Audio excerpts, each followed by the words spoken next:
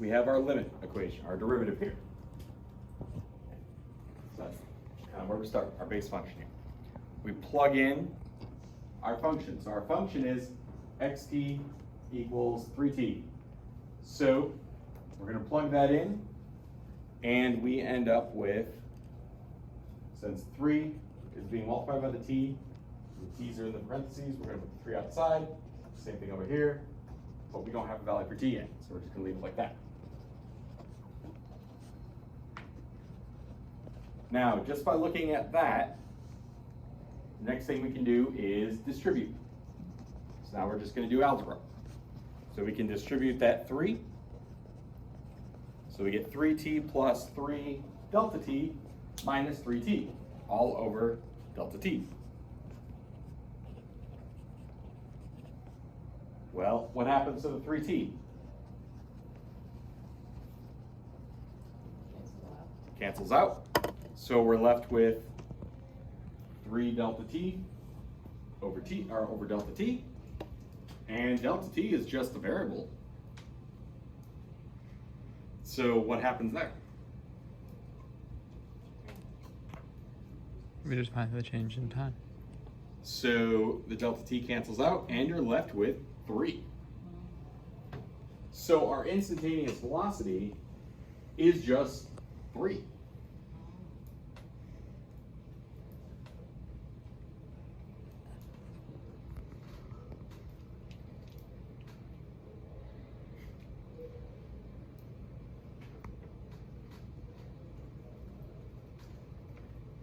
Any questions on that one? I have another example, but yeah. Just use power rule. I'm getting to that. I basically just have to explain like where that's coming from, like pretty quick. Because if I just sort of be like power rule, then there's always problems when you guys learn it in calculus. It ends up having a problem in AB. That's what we've noticed in the past.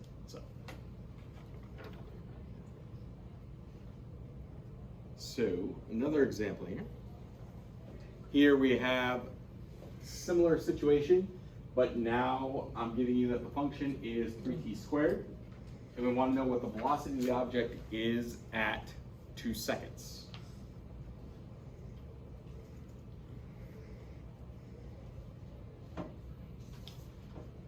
So we have our base function for the limit. It is 3t squared, so we're going to put that 3 where the x is, and then the t is, think of it as, what's the parentheses? So we're going to square the parentheses, and so we end up with this. So 3 parentheses, t plus delta t, all squared, minus 3t squared, all over square,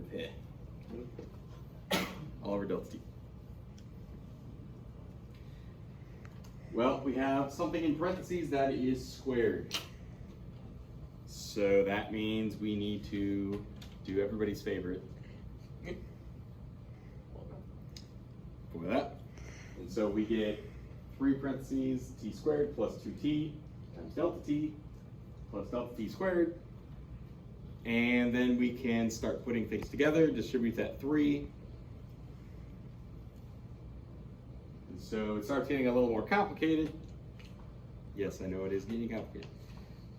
The 3t squared cancels out. We are left with 6t times delta t plus 3 delta t squared all over delta t. And all those cancel out, and we can just kind of keep on going, and we end up with 6t. So there's our function. And so it's saying when t is 2 seconds.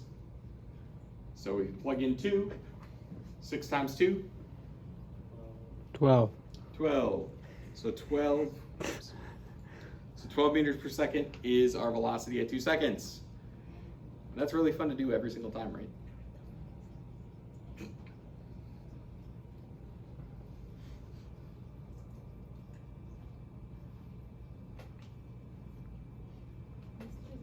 Yes.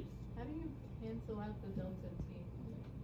So since we have a delta t in both the terms on top and it's on the bottom, we can cancel this t out with this, and then we have to take one out of here, and there was 2. So we're still left with 1 up here. And then, oh, you mean like right here? So delta t is going to be 0 because we're saying as delta t goes to 0. So like if we plug in a 0 here, what's 3 times 0? 0. So then this part just goes away. Because we're estimating to 0, basically. And so that's how that would end up being 0. I'm learning physics. What do I feel like it's gonna end up on Snapchat? I don't know. I have like 3 of Mr. Jones' lectures uploaded to YouTube. They weren't taken down for copyright? No. You didn't report them? Hmm. And then we also have what's called jerk. This is the derivative of the acceleration with respect to time. Now, this doesn't really come up, so I just kind of mentioned it here, but if you do take the derivative of acceleration with respect to time, you do get an actual thing called jerk. Think of it as your acceleration not being constant, but by how much your acceleration is changing with respect to time.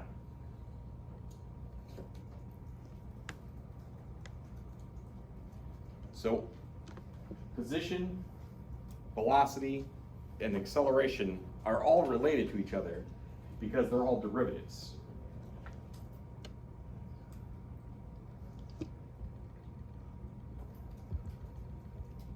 So kind of what I mean to say is, if we have a position function, we take the derivative of that, we can get the velocity function. If we have a velocity function, take the derivative of that, we can get the acceleration function. Remember what we said about the 3 graphs, how they're all related. How are they related? The slope. Well, this is kind of the same thing. They are related, and it's not just the slope. Well, this is kind of the slope is the derivative here. Remember, the derivative is basically trying to find, it's like the tangent line. So we are basically trying to find the slope, but the problem is the graphs aren't going to be straight. If they're curved, then we'd have to use a derivative function. But we're still basically finding the slope of it, and that's how we would go to the next level. So going from position to velocity to acceleration.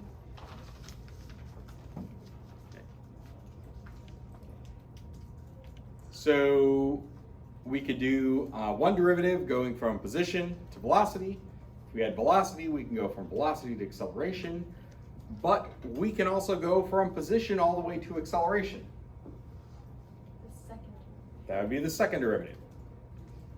So acceleration is the derivative of velocity, which itself is the derivative of position, so it's a derivative of a derivative. We call this the second derivative. And the notation that you're going to see would be something like this. So it would be d squared x with respect to t, and it's t squared. So dt squared. So the acceleration equals the second derivative of position with respect to time. Whenever you have the square up there, that means second derivative. If it was a cube, that would be third derivative. This hurts my brain. Yes. I'm not shutting down right now. Yep.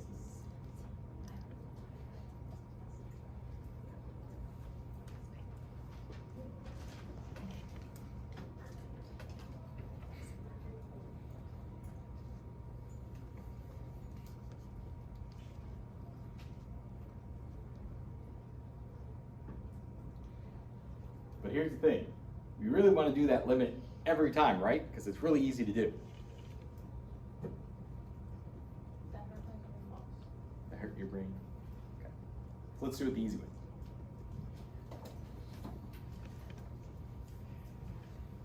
So it can be very tedious if using the limit definition, but there are some rules that we can use to simplify it. And so this is kind of where I mention in Calc AB right now, when you guys get the limits, you have to do it the limit way, kind of like I just showed. Once you start learning the derivatives and learning the rules, then you can actually use these. These are kind of like the shortcuts. Okay. But basically you can't use them yet. You can use them in this class, but you can't use them in Schreiber class. Nothing about this formula says shortcut. So the first and the easiest rule is that a derivative of a constant value is just 0. So if we take the derivative of 4, it's 0. Done. We don't got to put it in that limit function. We could if we wanted, and if we did, we'd find that it ends up being 0. So if you have any constant value, the derivative is 0. Super easy.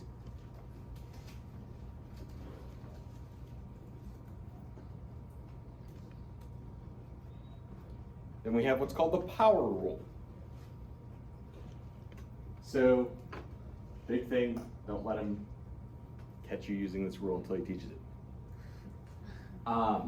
So basically, if you have a function in a form that looks something like this, so f of x equals x to a power, what we do is we put whatever that power is in front of the x and then subtract 1 from that power. So for example, if you had, let's say we had this.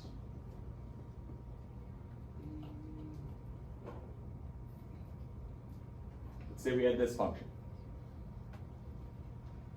We put the 2 in front of the x, and then we subtract 1 from the power. So 2 minus 1 is 1. So our final answer here, our derivative would be 2 times x to the first power. So instead of having to put that into that equation and dealing with all that, it's a lot easier, especially the power rule. Power rule is going to be one of the most important ones that we use. Even in calculus, you guys use it more than anything. Well, maybe until you get to the chain rule. How much calculus are we gonna be using? Not as much as you think.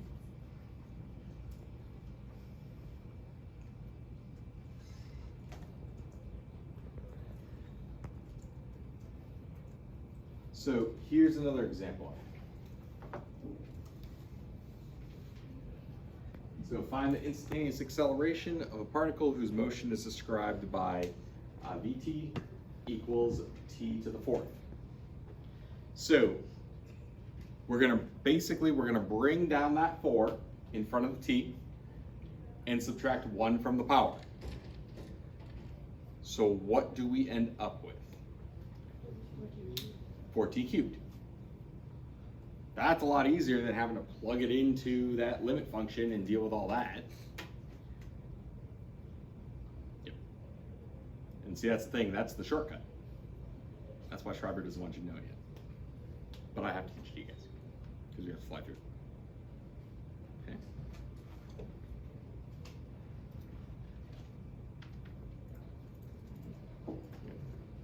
Okay, the next thing we'll talk about is the sum rule. So the derivative of the sum of two functions is the sum of the derivatives.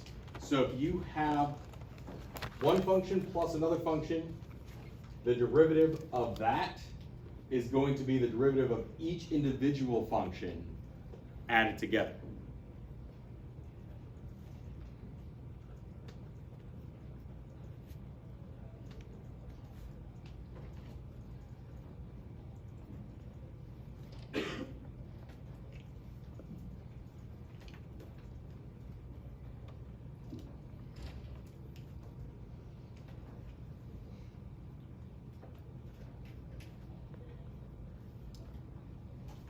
So an example of this would be if we had this.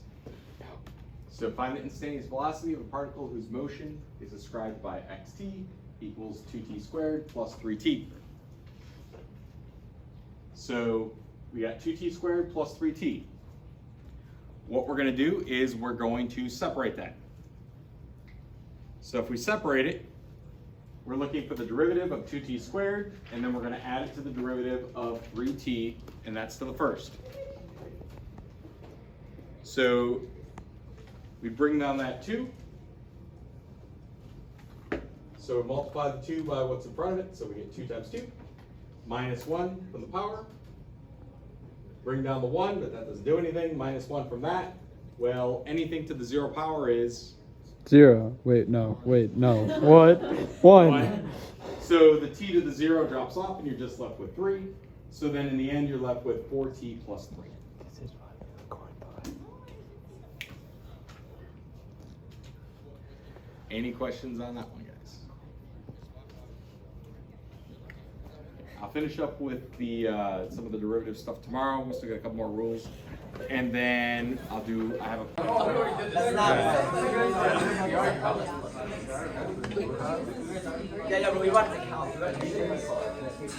Okay, guys. So let's finish up the notes on derivatives. Yes, we're just gonna finish up. We almost finished yesterday. I finished up tonight. So we stopped yesterday with the sum rule. And so this is the derivative of the sum of two functions.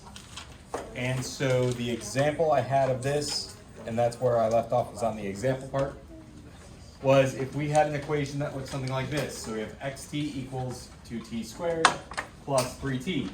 We're going to break that into two separate derivatives. So we're going to take the 2t squared and 3t and figure out what the derivative of each of those would be, and then add those answers together.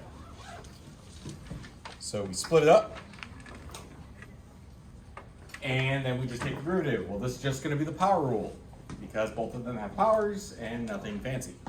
So what we're going to do first is take this 2, this exponent of 2, bring it down in front of the t. So we're going to multiply it by whatever's in front of the t here. So we got a 2 here, so we'd end up with a 4 in front.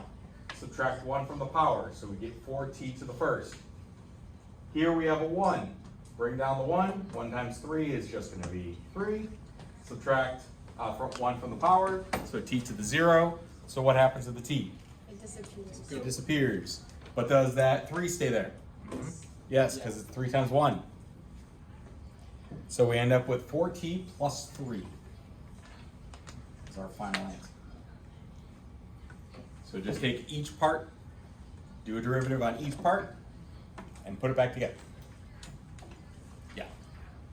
What's the difference between like the d of x over d of t and the one next to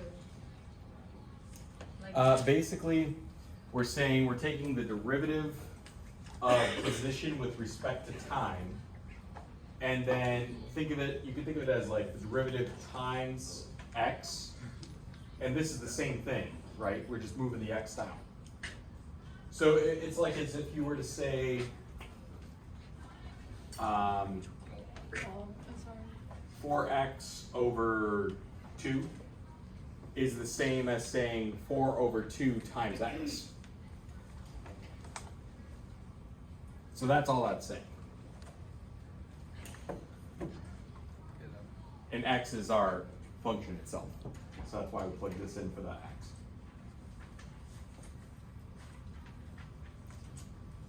Any other questions on this example? Okay.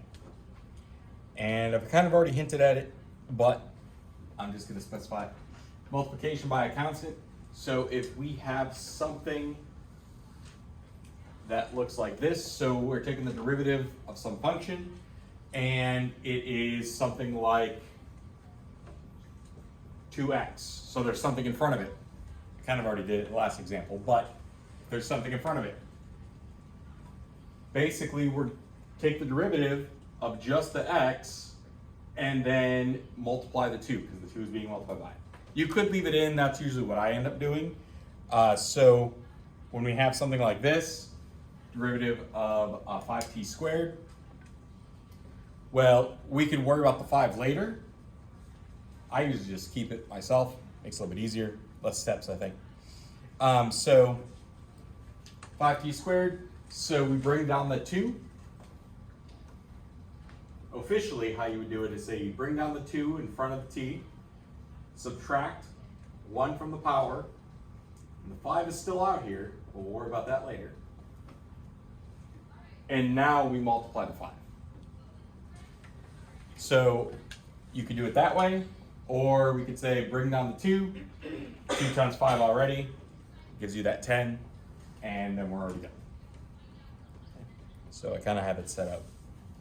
Officially, this is how it would be written, but I'm not saying you have to write it with all the dx, dt, d over dt. You don't need to write that, but I'm just showing you how you're going to start seeing it in calculus. That's kind of the official way to write it, but a lot of times I know, my mind kind of works this way. If I know how to do something pretty quick and I can do it in my head, I'll like not write down the steps, I'll skip those steps. That's basically how we can do derivatives. In physics, we don't care if you're writing all this dx, dt, or anything like that. Calculus, you will have to be able to write that and understand what everything is saying. Really, as far as I gotta say is, if you see anything like that, that just means it's the derivative of x with respect to t. So the derivative of position with respect to time. So that's as far as you need to know for Rn. Okay. Any questions on this one? Now, I will mention on the formula chart, on the back here, there's a section that's labeled calculus. They give you these common derivatives. So you don't need to memorize these. But in calculus, you do need to know. These ones are pretty easy. There's nothing too crazy. Excuse me. But the common ones you do need to use here in calculus. And so the ones I went over are actually on your formula chart. So the power rule, the constants, all that is right on here for reference. Okay. And yep. So here's an example kind of putting it all together. So this would be a problem that we would get here in physics C. So find the instantaneous velocity at t equals 5 seconds of a particle whose position is given by xt equals 4t squared minus 3t plus 2.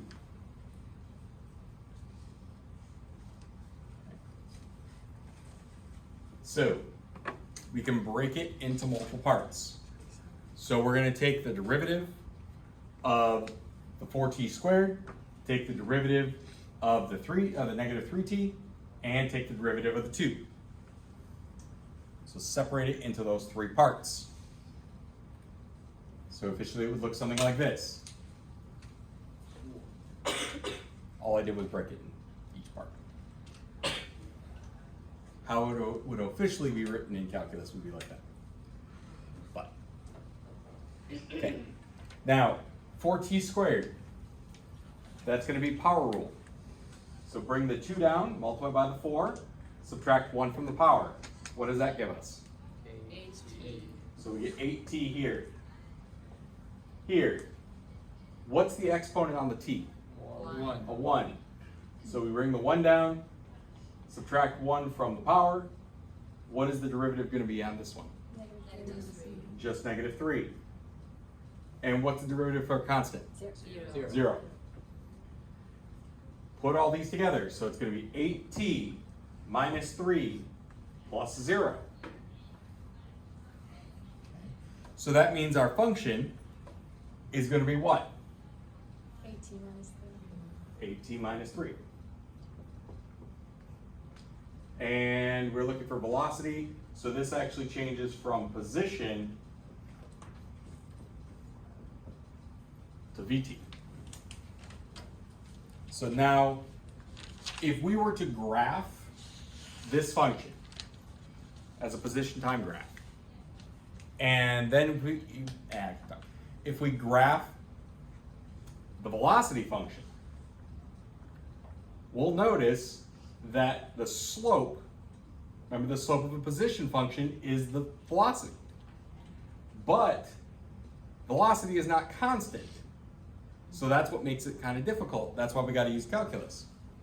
So these functions are related to each other. This function is basically saying this is the slope of this function as an approximation, the best we can get.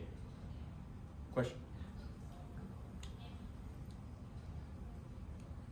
Okay. Now, this isn't the final answer. We want to find what the instantaneous velocity is at 5 seconds. So what do we still need to do? Plug in the 5. So 5 times 8 minus 3 would be 37 meters per second. So at 5 seconds, this particle is moving at 37 meters per second.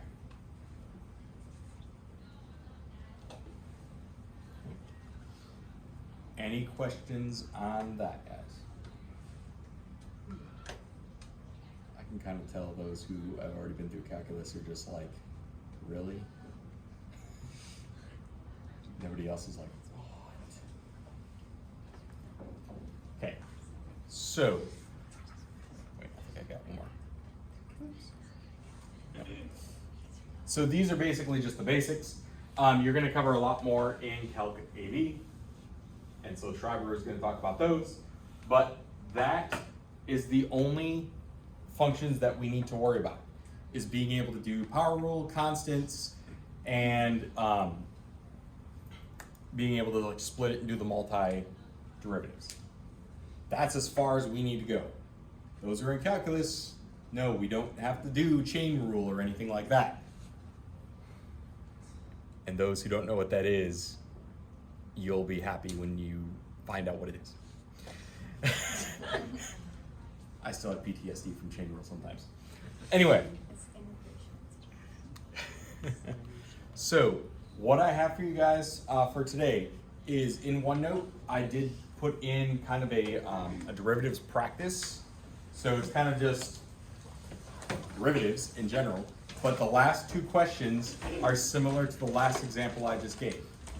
So it's actually going to be a physics question. So just to kind of get some practice for those who have no idea, haven't done derivatives before and that kind of thing.